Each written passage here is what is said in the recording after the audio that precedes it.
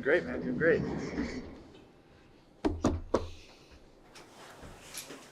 Happy Friday. Friday. Let's go. Let's go. Pro Bowler. You guys have a good New Year's? Nice. Yes, we're breaking down film. Yeah, we're working, man. It was a regular Tuesday. Christmas working. Regular Tuesday, man. Yeah, normal operation there. Yeah, the Pro Bowler Yeah. on your watch. What are your thoughts, and what do you think makes Bowler hot top? Yeah. I would say this. There's no one on our team, in my opinion, more deserving. The way he's worked since I've been here, since OTAs until now, and the demand that he brings every week from teams, the double teams he gets. I mean, there's not a play where he is not accounted for on any unit.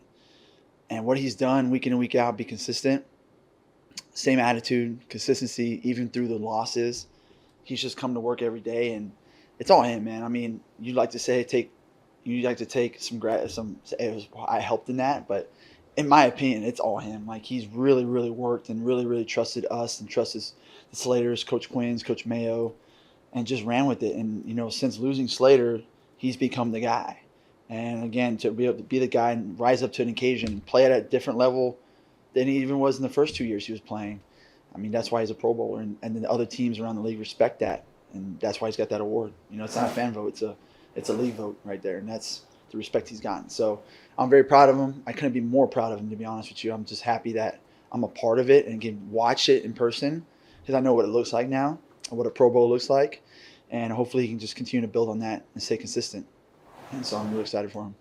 As someone who's known Brendan for so long, how have you seen him mature as a person from when you guys first met? Man, I met him in college, and he was at the University of Arizona when I was a special teams coordinator. So he transferred from Oregon to be with us with his brother, and I was working with him for 3 months there, and it was awesome. But he was a kid still, And then he went on to Texas and did his thing, where my mentor coached him for another 2 years there, and I wanted him in LA so bad to be a Ram, and I did everything I could for him to be a Ram, and he ended up coming here to be a Patriot, which is the smartest move he did, And now look what it's done for him.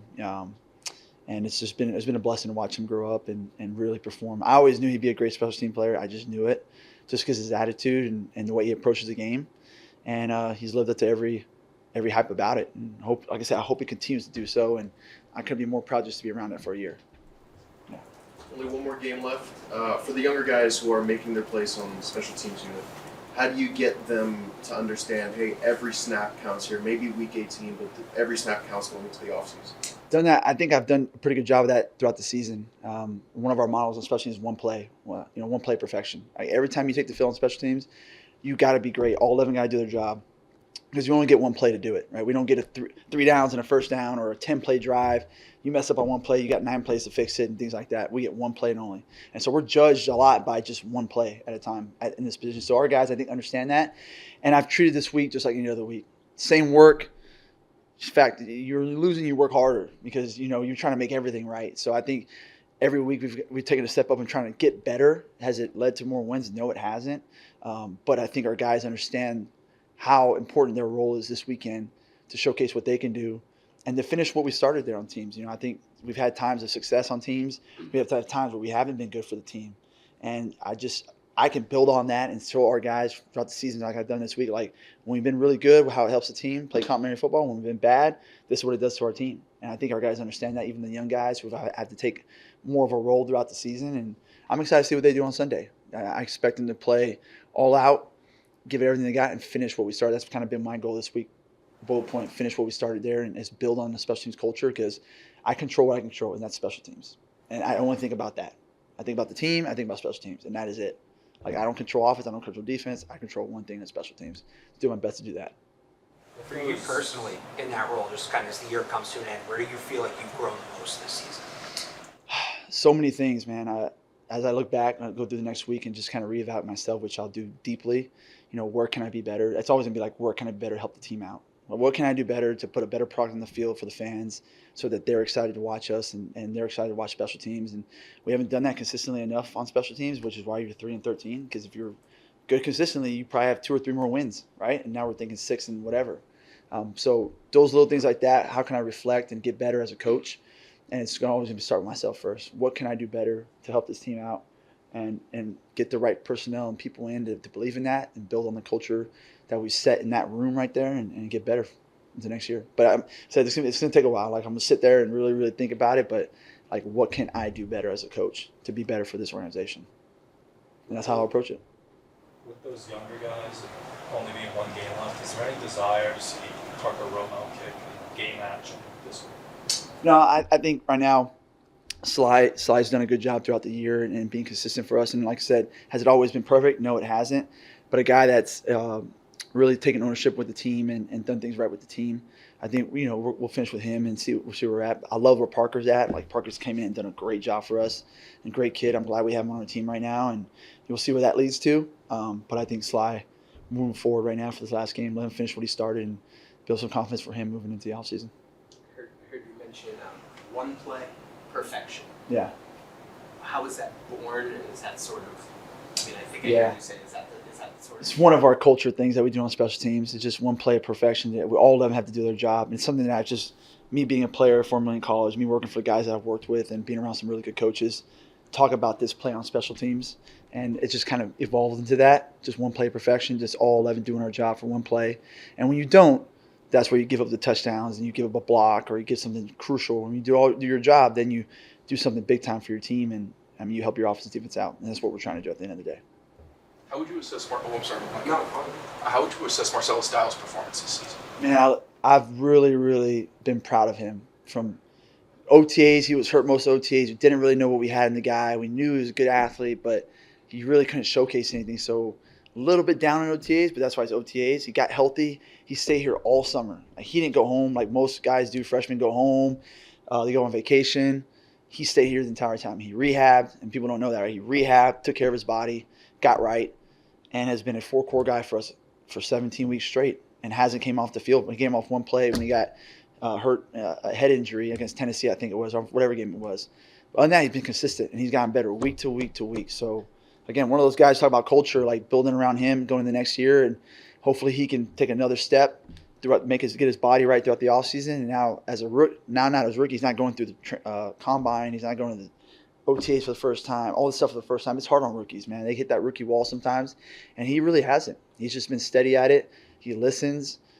He doesn't talk much. He just listens. And I think being around Coach Quinn, who coaches our outside guys, and being around not Slater, being around Schooler has helped him a lot right there. And I'm proud of the guy, and hope he finishes off right this weekend, and builds into next year. Is it tough for you as a positive guy? That's very clear. Mm-hmm. Is it tough for you last Saturday to be on the field and to hear the fans in the stands booing and chanting the things they chant? I mean, I always say this, like, you don't want to get shot at, don't join the Army. Like, I know this profession. Like, I know what it brings, and you guys have had so much success here. I mean, I grew up a Dallas Cowboys fan, right? So, like, as a kid, when we were going to the playoffs, and when I was a little kid, we were going to Super Bowls, I was pissed at the team, too, when we were losing, right? So, like, I'm all about the team and the fans, too. Like, there's people in those stands, and I know because I was a kid once, and my parents couldn't afford to go to football games. Like, they're expensive tickets, and to bring your whole family to the game, that's $1,000 probably you're spending in one day. And then to lose like we did, I mean, they're upset and they're frustrated, and they should be, right? We need to put a better product on the field, and that's what our job is. So anytime I hear that, I'm like, okay, what can I do better? What can I do better so that they're not doing that next time? Like, what can I do better to be a better coordinator, to be a better coach, to make our players play harder and play better, so that we don't hear that? Because I mean, they have every right to do that, in my opinion. It's a sport, man. It's an organization. It's professional sports. This isn't. If you don't want to do that, go coach in Alaska for 6-man football, right? I'm serious. Like, then you won't hear that because that's all your families in the stands. But this is different. This is professional football. So this is the way it goes into the society, and I'm totally fine with that. One of the cool parts about these Friday sessions that we've had is, like, learn about the game, particularly the kicking game. So along those lines, seeing on the punt protection, like almost like wider formation. Oh yeah, yeah. You know some of that, yeah. Along those lines, what is that all about? Like, where does that come from? I coached college for 11 years, so, and I worked under a guy, Joe DeCamillis, with the LA Rams, who did a lot of stuff like that. And I've always been into showing different looks, not just being stagnant in what you do, just being creative with what you can do with the rules. And I like showing different things sometimes, and I think it helps your protection. I think it helps you in coverage. I think it helps you versus the looks you're going to see. And And if you feel different about some of the personnel guys you have, then you run different things. I just think it's a creative way to do things. I'll always do that. I'll always be looking for things like that. And I just think it's fun. It's fun to be a little more outside the box thinking, not just be stagnant in what you do. So sometimes it's not a good thing because then you do too much and you're not good at anything, right? And so that's where you can always fall into. So I try to do my best and not doing too much. Having Coach Quinn, I say I coach Quinn a lot, but as my assistant, he'll tell me sometimes, hey, bro, you're doing too much. Let's chill right here. And so I listen to him a lot on some of that stuff. But if we can throw a wrinkle in the game and have the next team prepare for that, it takes time out of their day to prepare for that because they got to prepare for it. Or else, if we show it again, they're not prepared, and that's a bad look on that coach. Any questions for us before we fly? The last press conference in here. I mean, we've peppered you all. No, it was great, man. You guys have been great with me. I mean, thanks for being great with me. And like I said, hopefully see you guys in the off season, and I appreciate you guys throughout the year. All right. Thanks. I appreciate you guys. Have a good one. Thanks, guys.